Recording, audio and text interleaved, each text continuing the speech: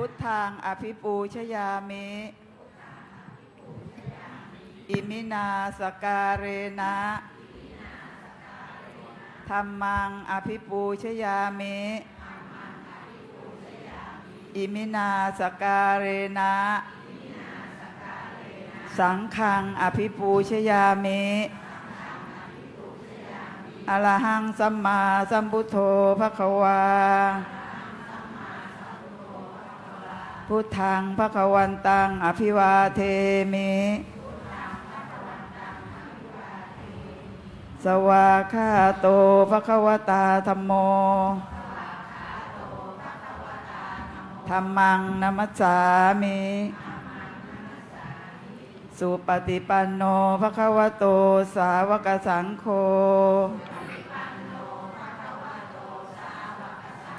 สังฆังนามามิอาราธนาธรรมนะคะพระมาจโลกาทิปติสามปติกาตอันจริอันทิวารังอายาจตาสันติทัสสันตาปาราชาคาชาติกาเทเสตุธรรมังอนุกรรมปิมังปัจฉังท้าวสามบดีพรหมเป็นบรมในพรหมมาทรงฤทธิ์ที่ศักดากว่าบริษัททุกหมู่พรหมน้อมหัดนมัสการประดิษฐานหน้าที่สมควรแล้วจึงบังคมจุลีบาทพระสัมมาขอพรอันประเสริฐวาระเลิศมโหฬารปวงสัตว์ในโลกากิเลสน้อยก็ยังมีขอองค์พระจอมปราศสุธรรมาอันรู้จีโปรดปวงประชานิท่านจงโปรดแสดงธรรมนิมนต์ท่านเจ้าค่ะผู้ปรีชาเลิศล้ำโปรดแสดงพระสัจธรรมเทศนาและวาทีเพื่อให้สำลิดผลแก่ปวงชนบรรดามีสู่สุขเกษมศรีสมดังเจตนาเถิดนะโมตัสสะภะคะวะโตอะระหะโตสัมมาสัมพุทธัสสะนะโมตัสสะ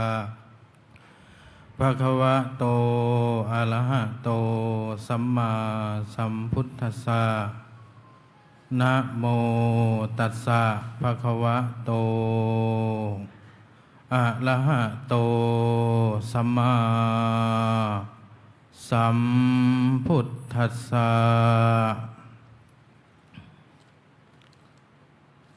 อโลคยาปรมาลาภาสันตุติปรมังธนังวิสาสะปรมาญาตินิพพานังปรมังสุขังอิธานิตัสสะภะคะวะโตอะระหะโตสัมมาสัมพุทธัสสะปรินิพพานโตปัฏฐายะเอกูนัสสัตตะตยุตระปัญจสตาธิกานิทเวสังวัชระสหัสสานิอติกันตานิปัจจุปันนกาลวเสนะ จิตตมาสัสสะทุติยังทินังวาลวเสนะปนะคลุวาโลโหติเอวังตัสสะภะคะวะโตปรินิพพานาศาสนายุกาลคณนาสัลลเคตพาติสุภามาสดุพระพุทธศาสนายุการนับจำเดิมตั้งแต่วันอันเป็นที่เสด็จดับขันธปรินิพพานแห่งองค์สมเด็จพระภูมิพระภาคอรหันตสัมมาสัมพุทธเจ้าของเรานั้นบัดนี้ล่วงไปแล้วได้ 2,569 พรรษาปัจจุบันสมัยวันนี้ตรงกับสุรทินวันพฤหัสบดีที่2 เดือนเมษายนพุทธศักราช 2569 พระพุทธศาสนายุการนับจำเดิมตั้งแต่วันอันเป็นที่เสด็จดับขันธปรินิพพานแห่งองค์สมเด็จพระบรมศาสดาสัมมาสัมพุทธเจ้าของเรานั้นมีใจความอันท่านสาธุชนพุทธบริษัทจะพึงกำหนดนับและรับรู้ด้วยประการลัชนีอิโตปลังเบื้องหน้าต่อแต่นี้ไปอาตมาภาพทั้งสองรูปจะได้ประคับประคองสลองศรัทธาแสดงพระธรรมเทศนาในส่วนพุทธาและวิสัชนาซึ่งกันและกันก็แลการพุทธาและวิสัชนาในสองธรรมะนั้นตามธรรมเนียมของพระธรรมกถึกาจารย์จำต้องมีการสมมุติมอบหมายถวายหน้าที่ให้แก่กันและกันในขั้นต้นนี้เสียก่อนทั้งนี้เพื่อให้เกิดความสะดวกแก่พระธรรมกถึกผู้แสดงและเพื่อความแจ่มแจ้งแก่ท่านสาธุชนผู้สดับปุรโตธรรมาสเนนิสินนังสัมมันนามิวาลานี้อาตมาภาพขอสมมุติพระเดชพระคุณผู้สังฆาชินบุตรพุทธชิโนรสซึ่งนั่งปรากฏธรรมาสเบื้องหน้าผู้มีสมัญญาปรากฏตามศาสนาโวหารว่าท่านอาจารย์พระมหาบุญยฤทธิ์วิริธิโกปรริยนธรรม6 ประโยควัดพระเชตุพนวิมลมังคลารามราชวรมหาวิหารขอสมุติมอบหมายถวายตำแหน่งให้พระเดชพระคุณนั้นแสดงเป็นพระสกวาทยาจารย์มีหน้าที่ในการพุทธาคือไต่สวนทวนถามปัญหาอัตธรรมคำสั่งสอนของสมเด็จพระชินวรสัมมาสัมพุทธเจ้าเป็นลำดับไปสยเมวาหังอัตตานังสัมมันนามิส่วนอาตมาภาพนี้ยังเป็นผู้มีความรู้น้อยด้อยในความสามารถจึงขอโอกาสสมุตสมานญาตน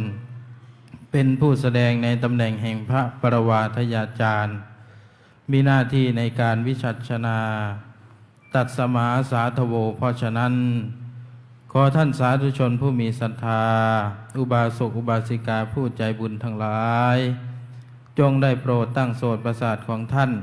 ให้เป็นประหนึ่งว่าภาชนะทองคอยรองรับพระสัทธรรมเทศนาเพื่อให้เกิดธรรมสวนานิสงส์ตรงกับความมุ่งหมาย5 ประการคือ 1. ได้ความรู้ใหม่ 2. ได้วิจัยเรื่องเก่า 3. ได้บรรเทากังขา 4. ได้พัฒนาความคิด 5. จิตแจ่มใสใจเยือกเย็นฉะนั้นพันเตสกวาทาจริโยขอพระเดชพระคุณผู้พระสังฆชินบุตรพุทธชิโนรสซึ่งได้รับสมุตสมัญญานี้จงได้ดำเนินเนื้อความตามบุรพประโยคคาถาเริ่มแจกแจงแสดงพระสัทธรรมเทศนาเพื่อประดับสติปัญญาและบารมีสร้างเสริมกุศลบุญญาราศีในธรรมสวนามัยและเพิ่มพูนกำลังใจในสัมมาปฏิบัติแก่ท่านสาธุชนพุทธบริษัทสืบต่อไปก็มีนักการระบัดนี้นะโมตัสสะภะคะวะโตอะระหะโตสัมมาสัมพุทธัสสะนะโมตัสสะภะคะวะโตอะระหะโตสัมมาสัมพุทธัสสะนะโมตัสสะภะคะวะโตอะระหะโตสัมมาสัมพุทธัสสะอ อะทะโคปรวาทาจริโยระโหคะโตสัตถุธัมมังวิจินันโตเตสุธัมเมสุกังหังอุปัตตเปตวาอัตตนาวิสัชเชตุงอสักโกนโตเยนะปรวาทาจริโยเตนุปสังกมิวันทนังกัตตวาอัตตปัญหังปุจฉติตีณบัดนี้อัตมาภาพผู้ได้รับการสมมุติจากท่านพระสังฆชินบุตรพุทธชินโนรสซึ่งนั่งปรากฏณธรรมาสน์เบื้องขวานี้ พระเดชพระคุณนั้นมีสัญญาตามปรากฏในภาพพจน์พระพุทธศาสนาว่าท่านพระอาจารย์มหาชนกชัยชยทัตโตปรริยนธรรม7 ประโยควัดประยุรวงศาวาสท่านได้อ่านแสดงอานิสังสกถาปรณาอานิสงส์กถาซึ่งเริ่มต้นตั้งแต่ต้นจนปริโยสาเนและในที่สุดก็ได้สมมุติให้อัตมาภาพรับแสดงในตำแหน่งพระตกวาทยาจารย์เป็นประธานในเทศนามีหน้าที่ในการอัญเชิญพระสัทธรรมนำพระพุทธพจน์แห่งองค์สมเด็จพระสัมมาสัมพุทธเจ้ายกขึ้นตั้งเป็นหัวข้อปัญหาเพื่อปุจฉาซักไซ้แต่ถามซึ่งกันและกันอัตมาภาพจักได้ดำเนินความตามหน้าที่ของพระสกวาทีเพื่อตั้งปัญหาธรรมแล้วนำมาสอบถามตามโอกาสอันสมควรสืบไปอัตโคปรวาทาจริโยอัตถปัญหังสุนันโตตัสสะวิสัชเชสีติ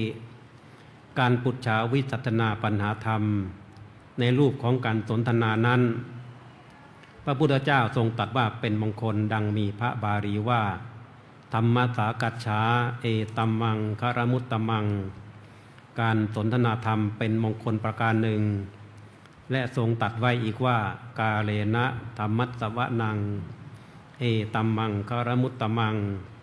การฟังธรรมตามการก็เป็นมงคลอีกประการหนึ่งบัดนี้ขอท่านสาธุชนทั้งหลายจงตั้งใจสดับรับฟังพระธรรมเทศนา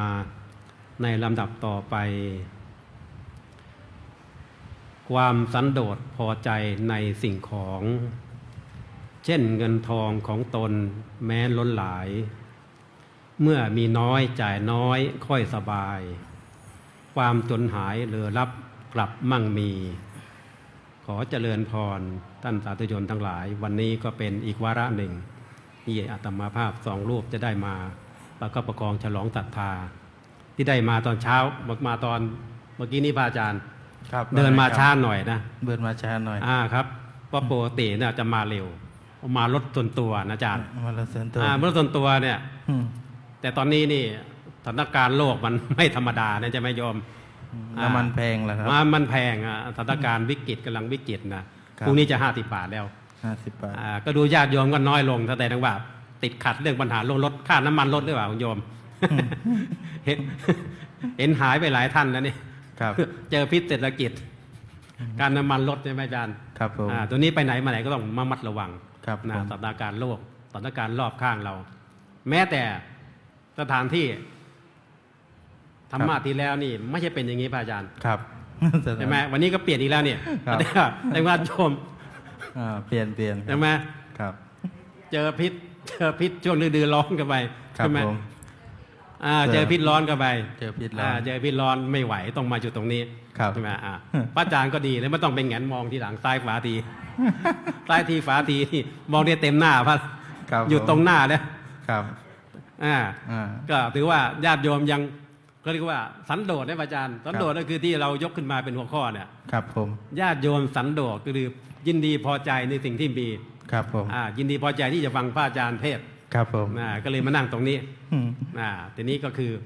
เกริ่นให้ฟังครับพอดีว่าเข้ากับ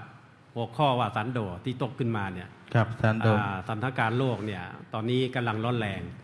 ในประเทศก็กำลังร้อนแรงครับชายแดนเราก็กำลังร้อนแรงนะไม่แพ้กันครับสายตะวันออกกลางใช่ไหมครับผมสงครามอะไรนะสงครามอาหรั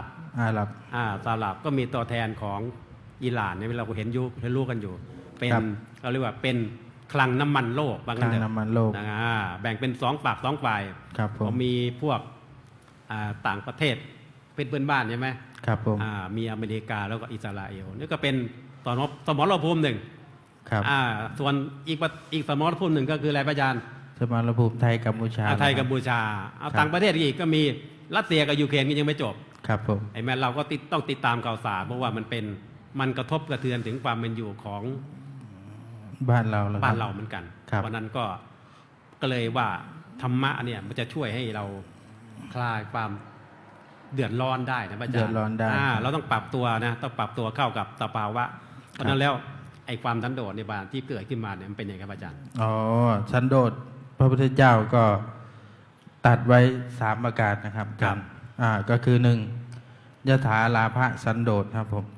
ก็คือว่ายินดีตามมีตามได้ครับ คือว่ามีแค่ไหนก็ใช้แค่นั้นครับ มีสลึงพึงจบให้ครบบาทใช่ไหม ครับผม มี10 บาทย้าย50นี่ไหวไหมพระอาจารย์ หมดครับ หมดนะเป็นหนี้นะ เป็นหนี้ครับ ครับ ต้องยถาราภะ ครับ สันโดษ ครับก็ สัน คื โด อ ษ ตามมีตามได้ครับ ครับ ยินดีตามความตามสิ่งที่ตนมีครับ ประการที่2ก็คือยถาพระสันโดษครับอาจารย์ ครับ ก็หมายถึงว่ายินดีตามกำลังครับ ตามกำลังทำได้แค่นั้นทำแค่นั้น ครับทำได้แค่ไห ไม่ น เอา ก็ เกิน ทำแค่ กำลั นั้ ง นครับผม ดูข่าวนะพระอาจารย์ ครับดูครับ พระอาจารย์ไปตรังมาใช่ไหม ครับ อยู่ใกล้ๆกระบี่ไหมพระอาจารย์ ครับผม ใกล้กระบี่เนี่ยอาทิตย์ที่แล้วพอดีว่ามันมีแหล่งท่องเที่ยวนะพระอาจารย์ ครับว่าไง คือ ครับ ถ้ำภูเขาถ้ำเสือเนี่ยมาโยมถ้ำเสือ อ๋อผมไปอยู่ครับ ที่มีนักท่องเที่ยวเนี่ย ครับ ปีบันไดขึ้นไปเนี่ย1,100 กว่าขั้น อ๋อเดือนนี้เสียไป2 ศพแล้วอาจารย์ 1,100 ขั้น ครับ ใช่ไหมโยม1,100 กว่าขั้นโยมเคยขึ้นไหมอาจารย์ขึ้นให้100 ขั้นก็ไม่เอาแล้วลง เคยไปขึ้นแถวจังเมืองการนะครับ ทำติงโตเนี่ยแค่100 ขั้นไม่เอาแล้ว ครับ อันนี้1,100 กว่าขั้นโยม ครับ ฝรั่งท่องเที่ยวอายุ68เป็นนักท่องเที่ยว อ๋อ ขึ้นไปถึงที่สุดเลย ถึงขั้นสุดท้าย ถึงขั้นสุดท้าย ถึงขั้นสุดท้ายเลยสุดท้ายก็ชีวิต ถึงขั้นชีวิต ครับผม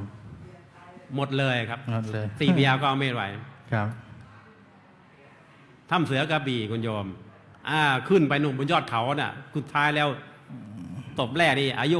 68 ครับ เป็นนักท่องเที่ยวตบที่2ห่างกันไม่ถึงเดือน อายุ54 54 ถึงยอดเขาเหมือนกัน แต่ก็ไปจบตรงนั้นเหมือนกัน โอ้ ชีวิตอยู่ตรงนั้นเอง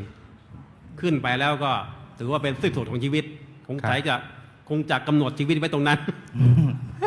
โยมจะไม่ขึ้นนะ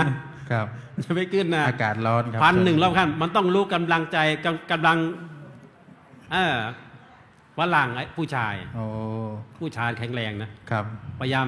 ไปให้ถึงที่สุดตะเกียบตะกายขึ้นไปสุดท้ายก็ต้องมีคนหามลง ขึ้นได้แต่ลงไม่ได้ ครับ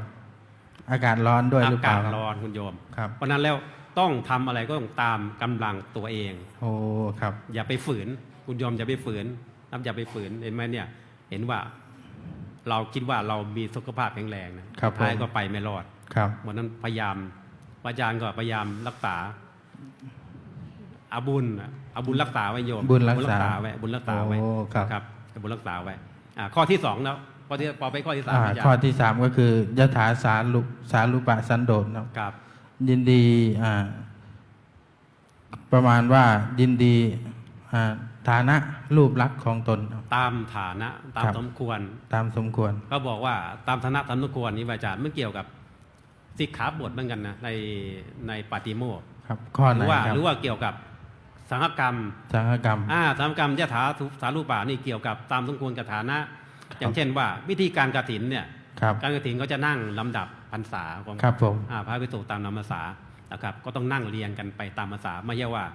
นั่งสลับกันสลับมานะไม่อ่อนพรรษาไปนั่งหน้าพรรษาแก่กว่าก็ไม่ได้ครับ ครับ ก็เรียกตามสมควรแก่ฐานะ โอ้ตามสมควรกับฐานะ อันนี้เขาเรียกว่าใช้ในสิกขาบทในปาฏิโมกข์เอา ครั มา บ ใช้ได้ ครับ นะ ผม หรือว่าพิธีที่อยู่ในเกี่ยวกับสังฆกรรม ครับ นะครับก็มีเรียกการกฐินกันเนี่ย การกฐิน เรียกว่าก็ต้องเรียงตามลำดับพรรษา ครับผม หรือว่ายถาสารุปะตามสมควรแก่ฐานะของตน ครับผม ไม่เกินฐานะ ไม่เกินฐานะ ได้แล้วครับ ครับ ก็นี่ครับเป็นหัวข้อหลักๆ วันนี้เนาะอาจารย์เรื่องความสันโดษ ครับ ก็พระสัมมาสัมพุทธเจ้าตรัสไว้ก็เข้ากับสถานการณ์ปัจจุบันครับอาจารย์ ครับ เข้าสถานการณ์น้ำมันแพง น้ำมันแพง น้ำมัน อาจารย์ แพง แล้วสันโดษไม่ต้องใช้น้ำมันเลยอาจารย์ โอ้ไม่ได้ครับ หยุดใช้เลยใช่ไหม หยุดไม่ได้ครับ นอนอยู่ในกุฏิพอ ไม่ได้ครับ ไปไหนก็ต้องเดินเอา ครับ อาจารย์เดินไปไหนก็เดินเอา โอ้ไม่ได้เลยครับ ไม่ได้ใช่ไหม บรรยากาศร้อนครับเดินไม่ได้ครับ ดู นี่ก็เป็นหัวข้อหลักในวันนี้เนาะอา ครั จา บ รย์เนาะก็พระสัมมาสัมพุทธเจ้าตรัสแล้วก็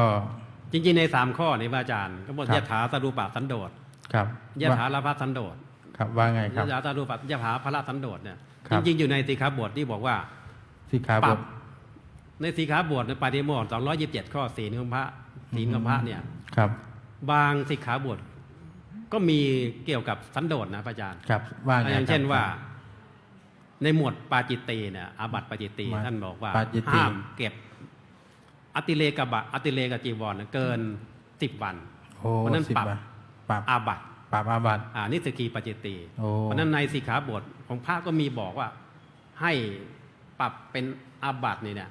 ครับ เกี่ยวกับความสันโดษก็มีอยู่นะพระอาจารย์ต้องสังเกตดูดีๆนะ มีอยู่ เพราะฉะนั้นถ้าเราไปศึกษาดีๆเนี่ย ครับ เอามาใช้เนี่ยได้เกิดประโยชน์มากเลย ครับผม ครับ แต่ว่าถ้าเกี่ยวกับคารวาสเนี่ยเขาจะเน้นอยู่ที่วัตถุสิ่งของ วัตถุสิ่งของ สิ่งของที่อยู่นอกตัวนะครับ ความจำเป็นในการดำรงชีวิต ดำรงชีวิ เสื้ ต อผ้าเครื่องนุ่งห่มที่อยู่อาศัย ครับ ยารักษาโรคอันนี้ก็คือสิ่งที่เป็นดำรงชีวิต ครับ แต่ ผม ว่าให้พออยู่พอกิน พออยู่ ค พอ ล้าย กิน ๆกับปรัชญาของในหลวงรัชกาลที่ 9 ที่บอกว่าเศรษฐกิจพอเพียง เศรษฐกิจพอเพียง เศรษฐกิจพอเพียงยกเข้ากับสันโดษเหมือนกันนะครับ แต่สันโดษไม่ใช่ว่าเราไม่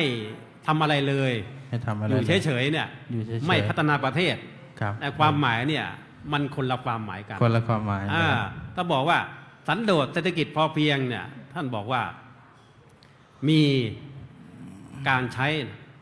ให้เป็นเหมาะสมกับชีวิตประจำวันเรา ครับผม ไม่ฟุ่มเฟ้อ ไม่ฟุ่มเฟือย ไม่ฟุ่มเฟือย ครับ ใช้เท่าที่จำเป็น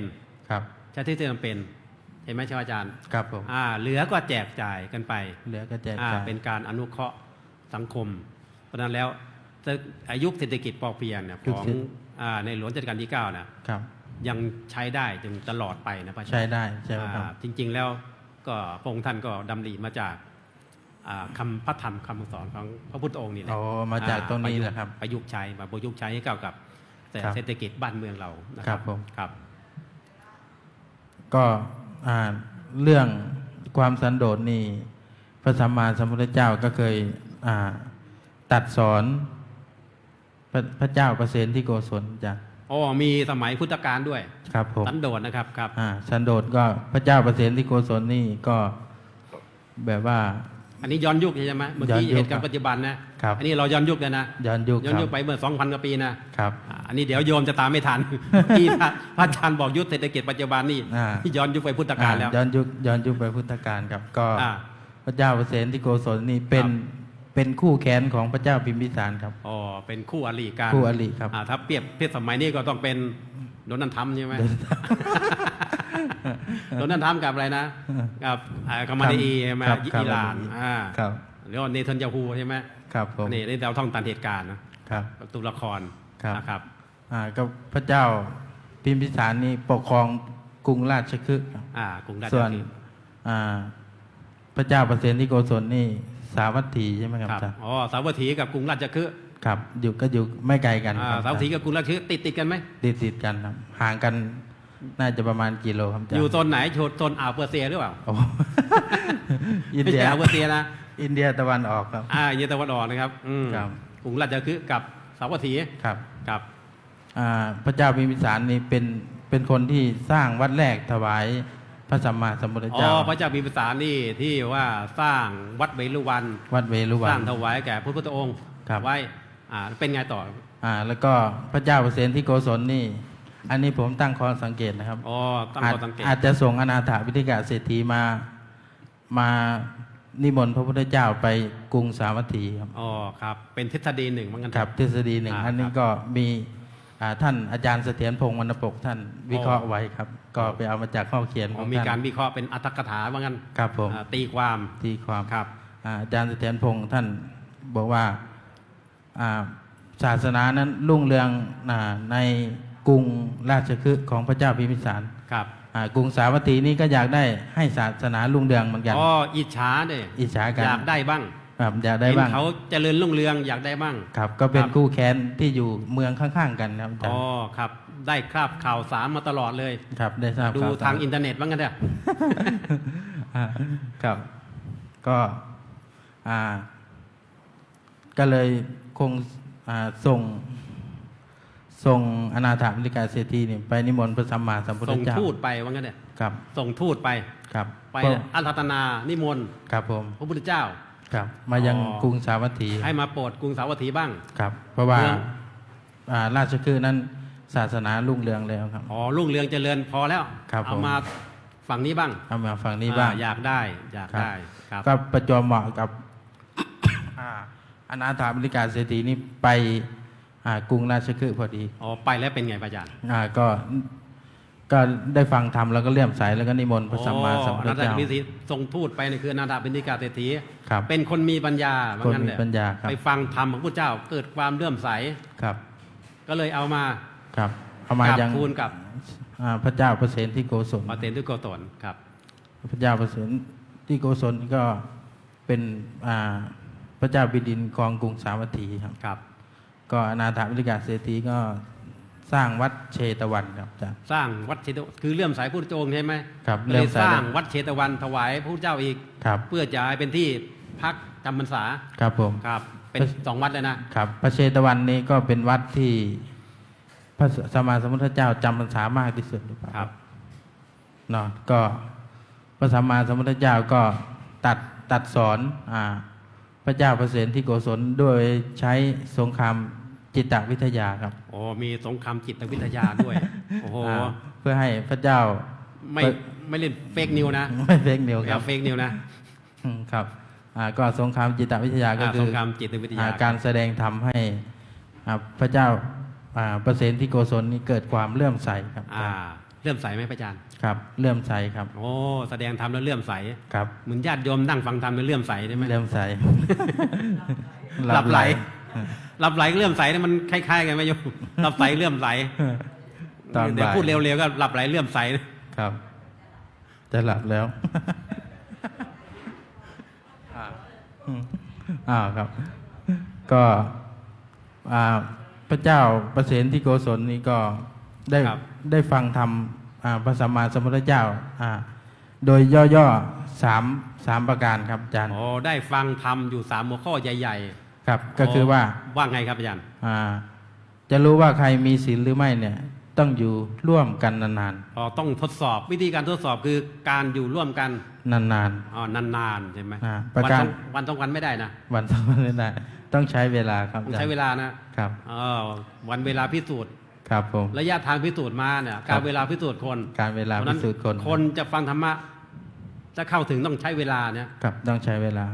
วันเดียวพอไหม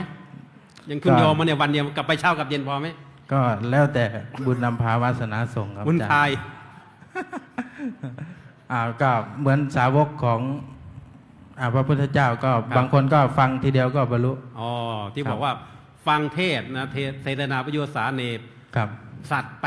84,000 ได้ ครับ บรรลุธรรม ครับผม อยู่ในท้ายพระธรรมเทศนาเนี่ยก็ ครั จะ บ มีในธรรมบทครับนี่ไม่ใช่ปฏิปฎก ครับ ของเรา นี่ ก็เป็นคล้ายๆกัน ครับผม ครับ ประการที่สองก็คือ จะรู้ว่ามีความสะอาดหรือไม่ด้วยการสนทนา หนึ่งคือต้องอยู่ร่วมกันนาน ครับถึงจะรู้ว่ามีสิทธิ์หรือไม่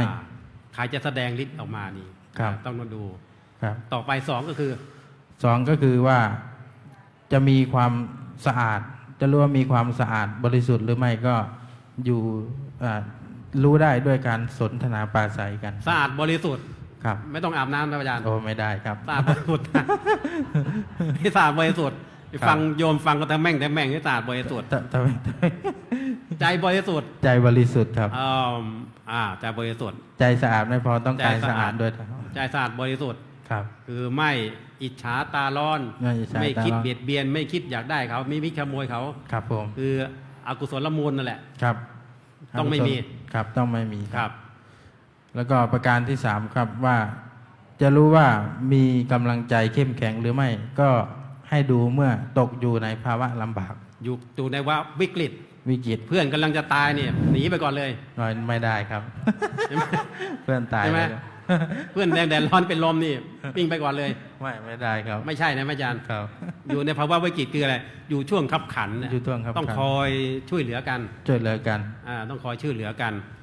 ให้พ้นภัยเหมือนกัน ให้พ้นภัย ต้องคอยช่วยเหลือปฐมพยาบาลเบื้องต้นก่อน ครับผม ใช่ไหมพระอาจารย์พูด โยมก็ฟังอยู่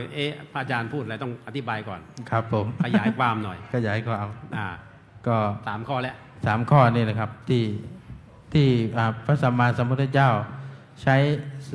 สงครามจิตวิทยาก็คือว่า สงครามจิตเนี่ยนะครับ ใช้3 ข้อนี่นะ 3 ข้อนี้ที่ให้พระเจ้า หนึ่งแล้วทวนหนึ่งคืออะไร หนึ่งคือว่าจะรู้ว่าใครมีศีลหรือไม่ต้องอยู่ร่วมกันนาน อ๋อต้องอยู่ร่วมกันนานๆนะโยมนะครับ ต้องอยู่ร่วมกัน2 2ก็คือว่าจะรู้ว่ามีความสะอาดหรือไม่ มีความบริสุทธิ์ใจหรือไม่ ครับก็ด้วยการสนทนา สนทนาไม่ใช่คบกันด้วยฝังประโยชน์แอบแฝงเนี่ย ครับผม คนนี้รวยนี่ไปจับเลยนะ จับเลย จับเลยคนนี้ ใช่ไหม ครับ คบแต่คนรวยเนี่ย คบแต่คนรวย อันี้ต้องมีนัยยะแอบแฝงแล้ว นายยะแอบแฝง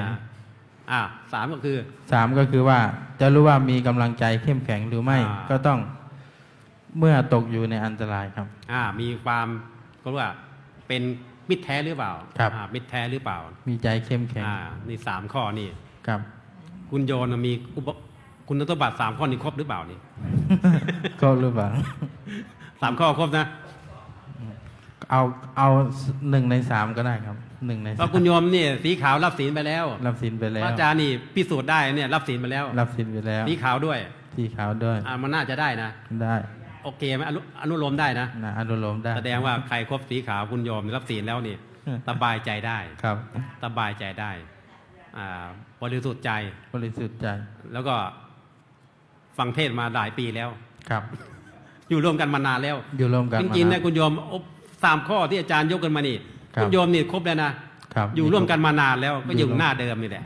ไม่เปลี่ยนหน้าเนี่ย อืม ใช่ไหม ครับ บริสุทธิ์ใจเดือดขาวบริสุทธิ์ บริสุทธิ์ใจ แล้วก็ไม่มีนัยยะแอบแฝงจนรวยไม่เกี่ยวครับ ครับผม ครบได้หมดใช่ไหมคุณโยม ครับ หรือว่าครบ3 ประการแล้ว ครบ3 ประการ ครับ ก็พระเจ้าประเสนที่โกศลนี่แม้มีความเลื่อมใสในพระสัมมาสัมพุทธเจ้า แต่ว่าก็ยังเลื่อมใส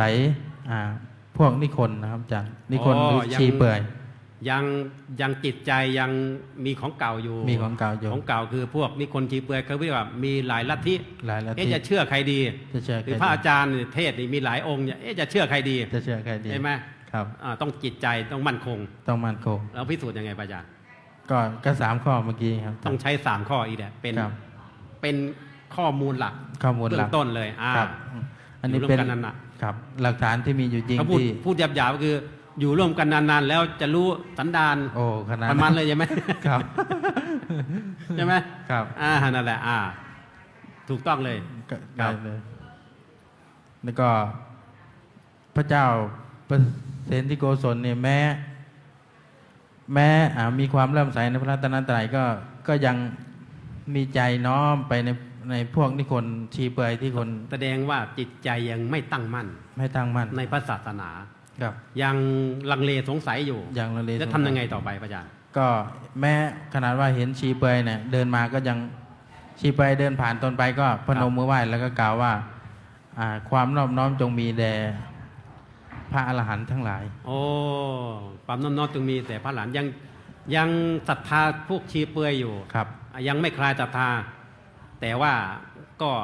โน้มน้าวเอ็นเอียงมาทางพระรัตนตรัยแล้ ครับ ว แบบว่า50-50 ยังไม่เต็มร้อย ครับ ทำยังไงต่อทำยังไงต่อ ก็พระองค์นั้นก็ได้ฟังธรรม3 ประการเมื่อกี้ก็ ครับ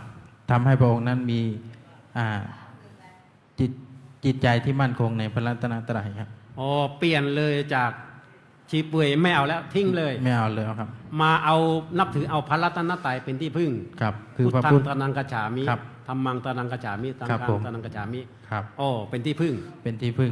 ถูกต้องแล้ว ถูกต้องแล้ว ครับ แล้วก็จากที่พระองค์นับถือชีเบอยแล้วก็คิดจะบูชายันด้วยครับ บูชายันอีก ครับ ทำยังไงบ้างอาจารย์บูชา บู ยัน ชายันก็มีการตะเตรียมสัตว์ต่างๆ อย่างละ700นะครับอาจาร โอ้ ย์ เอาสัตว์คือประเพณีของอินเดียเนี่ย ครับ เขานับถือเนี่ย ครับ วิธีบูชาหนึ่งคือการบูชายัน ครับบูชา คือ ยั กาน รฆ่าสัตว์ ฆ่าสัตว์ เอาสัตว์มาลงดาบประหาร ครับ เพื่อที่จะ บูชาเทพเจ้า บูชาเทพเจ้าตั้งไงต่ออาจารย์ ก็ได้ฟังธรรม3 ข้อเมื่อกี้นี่ก็เลิกบูชายันแล้วก็ โอ้ มานับ ได้รับพระรัตนตรัยแล้ว ครับ เลิกบูชายัน ครับเลิกบูชา สัตว์นั้นก็ปลอดภัย ครับผม ไม่โดนบูชายัน ไม่โดนบูชายัน นานโอ้โหสมควรแล้วสาธุนะ ค ไห รั ม บ อาจารย์ สาธุครับ สาธุเลย อ่ามี มีใครจะบูชายันไหม บูชาธรรม บูชาธรรมเนาะโยมเนาะ นี่ยังมองอยู่เอฟซีคุณยายอายุเกือบ100ใช่ไหมอยู่ไหนเนี่ยเอฟซีมาข้างหลังนี่ไปไหนมาเนี่ย มาประจำแล้วครับ เมื่อกี้ยังมองอยู่ไปไหนนึกว่าไม่ไปไหนนะครับ นึกว่าอากาศร้อนจะกลัวจะเป็นลมเป็นแรงไป สู้นะ สู้ ว่าอาจารย์ยังมองหาอยู่ไปไหนเนี่ย ยังถามอยู่ คุณโยม อยากเขาบอกเป็นF4 ครับผม ก็สาเหตุที่พระเจ้าประเสนที่โกศลนี้นับถือพุทธศาสนาก็ไม่ได้ระบุไว้ชัดเจน แต่ว่าน่าจะมาจากสาเหตุ2 ประการนะครับอาจารย์ ครับ ก็คือ 1. เพราะการแนะนำของพระนางมัลลิกา ครับ มเหสีคู่ใจของพระองค์ พระนางมาริกาเป็นมเหสีที่มีปัญญาเฉลียวฉลาดหลักแหลม ครับผม แล้วก็เลื่อมใสในพระพุทธองค์ ครับ เป็นอย่างยิ่ง อย่างยิ่ง แล้วพระองค์ก็ถือว่าเป็นพุทธอุปถากใช่ไหมพระอาจารย์ ครับพุทธ เป็น อุปถาก อุปถากขออุปถากดูแลพระเจ้า ครับผม แล้วก็คอยแนะนำให้กับพระเจ้าไปเสนที่โกศล ครับผม แล้วก็เหตุผลที่ 2 ก็คือ เพราะเหตุผลทางการเมืองครับ มี อยาก เหตุผลทางการเมืองอีก อยาก ไม่ใช่เล่น อยากเอาชนะพระเจ้าพิมพิสารครับ อ๋ออยากเอาชนะพระเจ้าพิมพิสาร ครับ ซึ่งเป็น เอาชนะเพื่ออะไรพระอาจารย์ เพราะว่าเป็นศัตรูคู่แค้นกันมานาน อ๋อเป็นศัตรูคู่แค้นใช่ไหม ครับ ไม่ได้ยิงขีปนาวุธถล่มกันนะ ไม่ครับ เป็นศัตรูแค้นแต่ว่าก็ทำให้เลื่อมใส ทำให้เริ่มใส ในพระพุทธศาสนา ครับ แสดงพุทธศาสนานี่เป็นองค์เชื่อมให้ประเทศมีความสัมพันธ์กัน สัมพันธ์กัน ใช่ไหม ครับ เลิกลบกัน เลิกลบกันครับ ไม่เป็นศัตรูกัน ครับ จากที่เคยเป็นศัตรูกันก็ไม่เป็นศัตรู ก็ใช้พระธรรมคำสอน ครับ คำสอนของพระพุทธองค์เนี่ย ครับ เป็นตัวเรียกว่าเป็นตัวคลาย ครับ ความเป็นศัตรูกันนะให้เป็นมิตรกัน ครับ ให้อยู่ร่วมกันอย่างผาสุก ครับ อ่า ก็สถานการณ์ปัจจุบันก็หลักธรรมทางพระพุทธศาสนาก็น่าจะช่วยได้นะอาจาร แต่ ย์ ได้ว่าต้องไปเชิญพระเจ้าไปสินธิโกศลหรือพระนางมัลลิกามา ครับ ช่วย มาช่วย เอาพระรัตนตรัยไปเผยแผ่ใช่ไหม ครับ หรือว่าเอาคุณโยม เอาคุณโยมเนี่ยไปเทศน์ให้ฟัง ครับ เอาพระธรรมคำสอนของพุทธองค์ไปเผยแผ่นะสันโดษ อืม ไปสันโดษในความสันโดษนะครับ สันโดษนี่ก็ว่าเป็นนาถกรณธรรมนะครับ ธรรมมันเป็นที่พึ่งทำให้เกิด อ๋อ ทำยังความเจริญความสุขให้เกิดขึ้น ครับผม นาถกรณธรรมนะเพราะนั้นแล้วไอ้สันโดษเนี่ยมันมีความหมายลึกซึ้งคำแค่พยางค์2 พยางค์สันโดษแต่ว่าสามารถที่จะทำเรียกว่า ทำ ภา อะ วะ ไร สงครามนะภา ภาว ะ ะ สงคราม สงคราม นะ โอ้ ให้เบาบางลง ให้ เบายุ ยุติลง ยุติ เพราะอะไรครับสันโดษก็คือสันโดษเพราะว่าอะไรตามมีตามได้ ตามนี้ตาม ที่ ได้ พระอาจารย์บอกว่ามีอยู่3 ข้อนะครับ ถ้าเราย้อนไปที่3 ข้อเนี่ย แล้วก็ พ ตา อ ม มีพอกิน พอมี ใช้ พอใช้ เพียง ตามกำลัง ตามกำลัง แล้วก็ตามฐานะ ไม่ใช่ว่าอยากไปได้ของเขานี่ก็เอากำลังเข้าโจมตีใช่ไหม ครับ เอา ผม เครื่องบินลบไปทิ้งเนี่ย ครับ ทิ้งระเบิดเนี่ยเอานิวเคลียร์ไปทิ้งเขาเนี่ย ครับ ไปใช้กำลังสุดท้ายก็มีแต่สูญเสีย สูญเสีย คลังน้ำมันนี่ระเบิด ครับ หมดเลย หมดเลย มีเท่าไหร่กี่ถังก็ระเบิดหมด ครับ เป็นเหตุความเสียหายต่อไปพระอาจารย์ ครับแล้วก็มีว่าที่พระเจ้าพิมพิสารเนี่ย ก็จากที่เป็นศัตรูกับพระเจ้าประเสนที่โกศล ครับ ก็โดยว่าพระองค์นั้นทรงได้หน้าแล้วก็มีพระศาสดาเป็นสมบัติหรือเป็นอาภรณ์ ครับ ก็คือว่าได้ศาสนานั้นขัดเกลาจากศัตรูมากลายเป็นมิตรกันครับ โอ้พระศาสนาเนี่ยพระองค์เนี่ยเหมือนกับเป็นเกราะเลยนะครับ ผม ครับ แล้วก็นี่แหละเป็นสาเหตุที่พระเจ้าประเสนที่โกศลนั้นนิมนต์พระสัมมาสัมพุทธเจ้าโดยใช้อนาถปิณกเศรษฐีเนี่ย อ๋อเป็นทูต เป็นทูต ไป ครับผ ครั ม บ อันนี้ก็เป็นข้อวิเคราะห์ของอาจารย์เสถียรพงศ์ อ๋อนี่วิเคราะห์เขาตกเป็นแบบนี้นะครับ อ๋อครับ ครับก็นี่แหละครับ ก็เป็นหลักสันโดษที่เกี่ยวข้องกับความสันโดษ3ประการ อ๋อ ก็ ที คื นี้พระอาจารย์ก็บอกว่ามีไอ้ความสันโดษเนี่ยอยู่ๆมันเกิดขึ้นเองหรือเปล่า หรือจะต้องสร้างขึ้นมา ต้องสร้างขึ้นมาครับ ต้องสร้างขึ้นมา ครับ ต้องมีวิธีสร้าง ครับ เหมือนกับอริยสัจสี่หนทางดับทุกข์ต้องมีมรรคแปด มรรคแปด เป็นหนทางดับทุกข์เพราะฉะนั้นสันโดษก็ต้องมีวิธีการสร้างสันโดษ ครับ วิธีการสร้างไอ้3ข้อที่ว่าข้างต้นเนี่ยมา ครับ ประกอบ มาประกอบกัน มาเป็นหนทาง ครับ ก็คือเขาบอกว่ามีในคัมภีร์ท่านบอกว่า1เนี่ยต้องหมั่นพิจารณา มันพิจารณา พิจารณาถึงความตาย ความตาย พิจารณาถึงว่าเราต้องเกิดแก่เจ็บตาย ครับผม เพราะอะไรเพราะเราจะได้ปล่อยวาง ครับ ปล่อยวางไม่อยากได้อยากมีอยากเป็นอะไรแล้ว ครับผม ปล่อยวางปะใช่ไหม ครับ หรือพระอาจารย์อยากได้อยู่ ปล่อยวางเนี่ย ก็ยังอยากได้อยู่ครับ ปล่อยวาง ต้องปล่อยวางนะ ครับ เป็นผ้านี่จีวรสวยๆไม่ได้นะคุณโยม ครับ แหมจีวรเก่าเราอยากได้ใหม่ไม่ได้นะ อยากได้ไหม ต้องใช้ไปนี่แหละ ครับ เก่าแก่จะป่วยจะผุพังก็ต้องใช้ไป ครับ ต้นว่าใช้ไม่ได้ ได้ของใหม่มาก็ต้องทำให้เสียสีอีกพินทุอีก ครับ เพราะนั้นอย่าไปยินดียินร้ายกับของที่มันดีเกินประณีตเกิน ครับผม อย่างนี้เป็นต้นครับ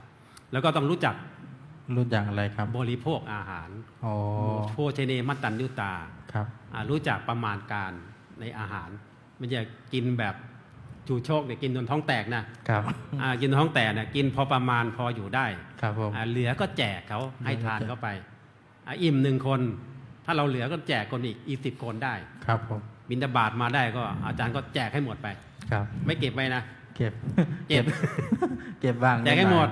ครับ มีแต่แจกให้หมดที่จะให้เหลือนะ ครับ แจกเป็นทานไป ครับ เราชั้นอิ่มแล้วก็แจกให้หมดนะครับ ครับ อันนี้เป็นเรื่องของการสร้าง ครับ มี2 ข้อเลยข้อ 3 ก็หมั่นให้ทานอยู่สม่ำเสมอ มันให้ทาน ให้ทานน่ะ ครับ ง่ายนะ แต่ถ้าใครตนีเนี่ยให้ทานนี่ถือว่ายากนะ ครับ เพราะนั้นเราต้องจิตมีบริจาคให้ทาน ครับ ทานมาแล้วทานอานิสงส์ทานมาแล้วทานมาแล้วน้ำแข็ง น้ำแข็งดับร้อน ดับร้อนจ้าญาติโยม ครับสาธุ เพราะนั้นแล้วทานเนี่ยเป็นสิ่งจำเป็น ครับผม ทำทีเล็กๆน้อยเนี่ยมันจะไล่ละความโลภ ละความโลภ ความโลภจนไม่รู้ตัวจนเราไม่มีความโลภ ครับ ไม่มีความอยากได้เพื่อตนีในตัว ครับ แล้วก็หมันรักษาศีล มันรักษาศีล ก็ทานศีลภาวนาเนี่ยต้องทำให้เป็น โอ้ คร บุ บ ญ บริบูรณ์3 องค์ประกอบจะทานศีลภาวนาเนี่ย ครับ ทำให้ไอ้สันโดษมันจะเกิดขึ้นเองโดยอัตโนมัติปัญ โอ้ ญา เกิดขึ้นเอง เนี่ย3 ข้อเนี่ยเพราะนั้นแล้วเราต้องสร้าง เราต้องสร้าง เราอยู่ในวัดเนี่ยเราได้ทานศีลภาวนาครบถ้วน ครบถ้วน ครบถ้วนเลยเป็นเขตบุญญาเขต ครับ แต่ถ้าใครอยู่นอกบุญญาเขตนี่แล้ว พวกนี้น่าเป็นห่วง น่าเป็นห่วง น่าเป็นห่วงครับเพราะว่าอะไรเพราะว่า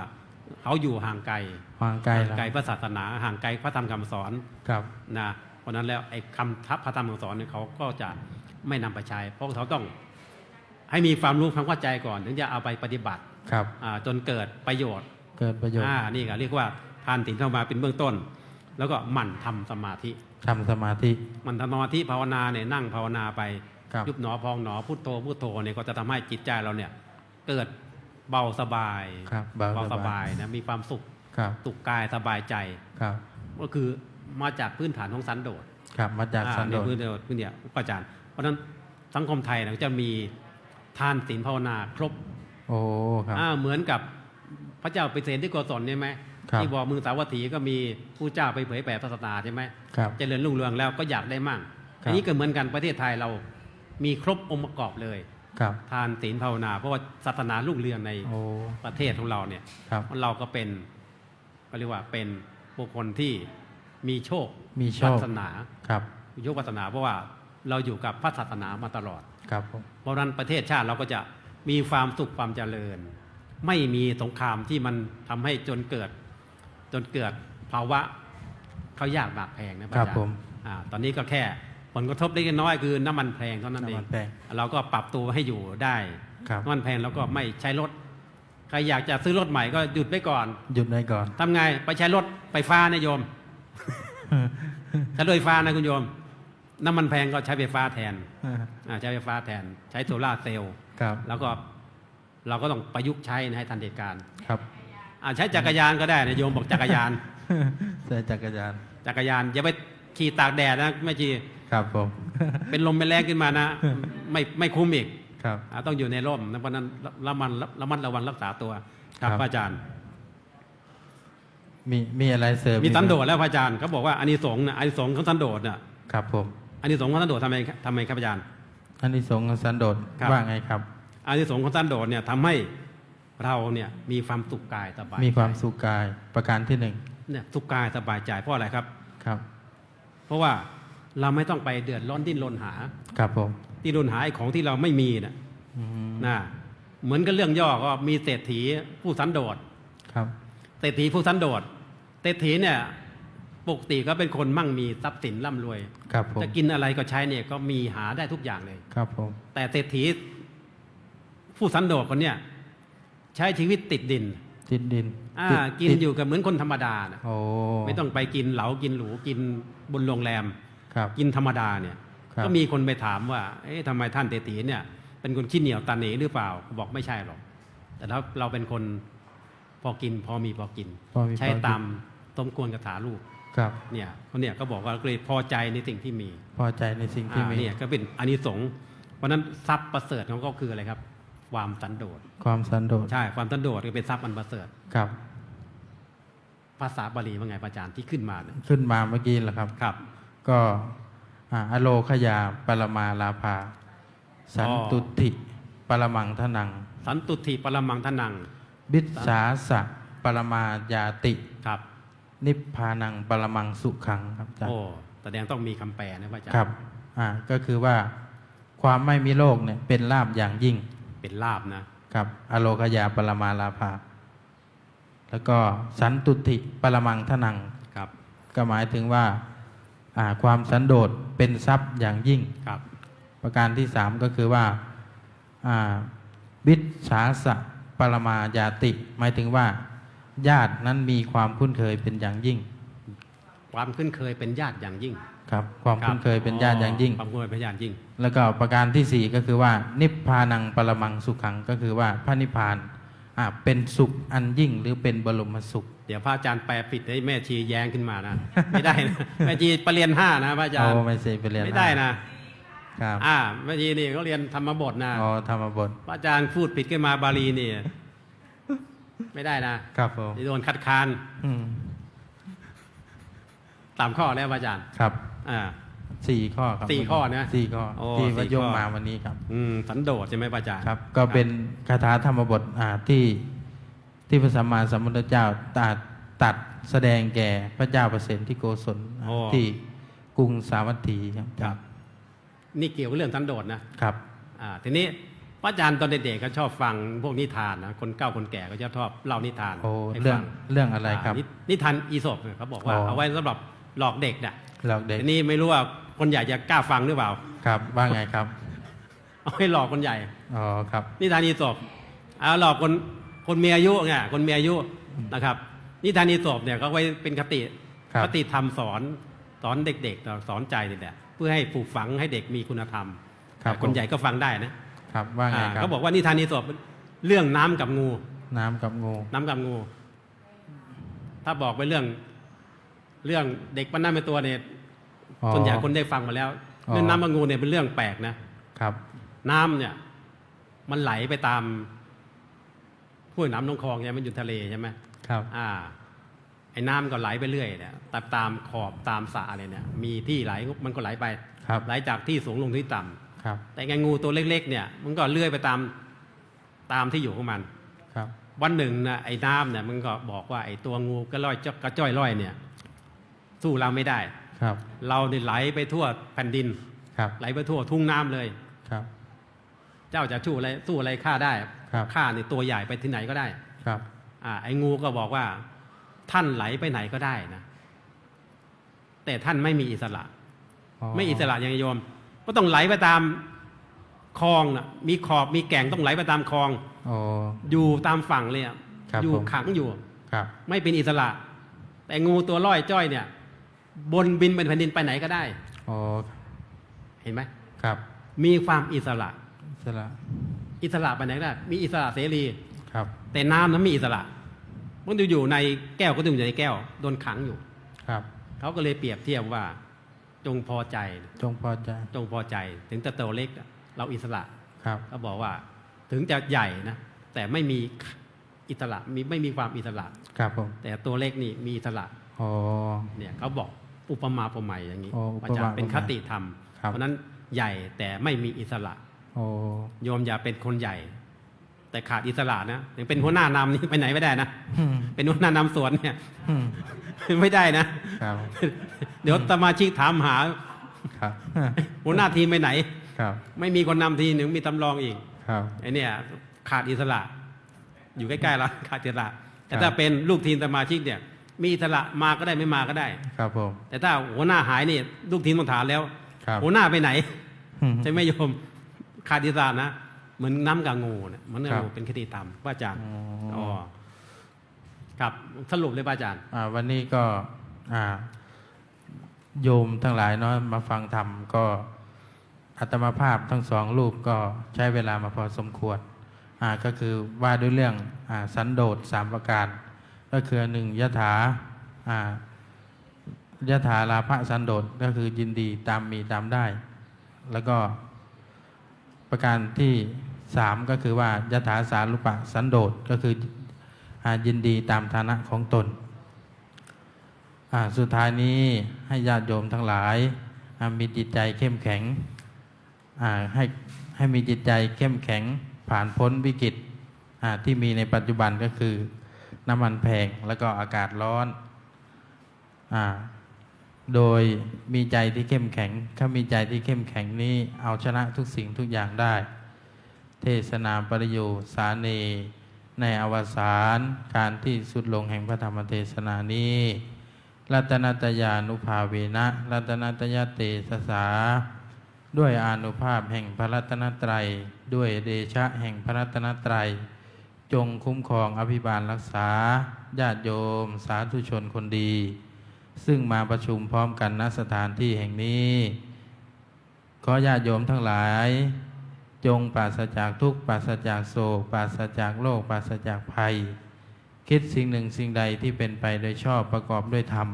ขอสิ่งนั้นๆจงพันสำเร็จทรงพันสำเร็จสมดังเจตนาปรารภทุกประการอาตมาภาพทั้งสองรูปรับประทานแสดงพระธรรมเทศนามาก็พอสมควรแก่เวลา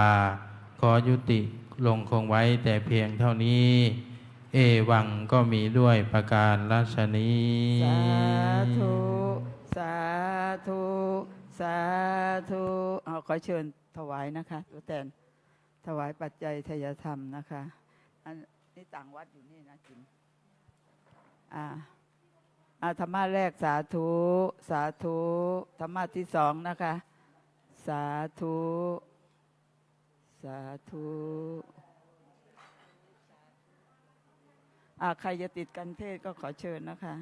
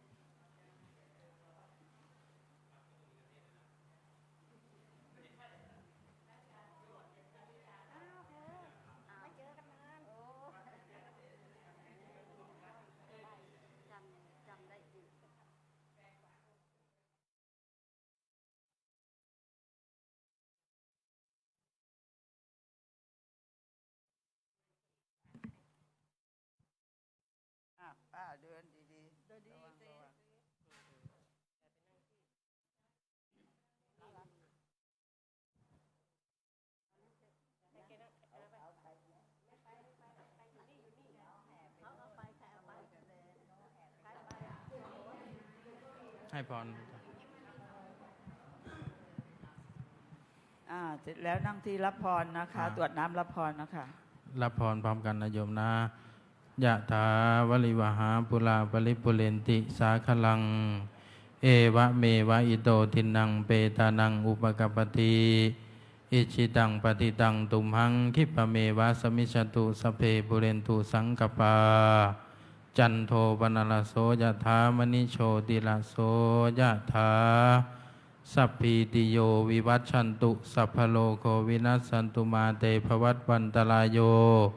สุขีที่ขายุโกภวะอภิวาทนาสีริสนิจังมุทธาปจายิโนจตารโลธรรมาวัฏันติอายุวันโนสุขังพระลัง สา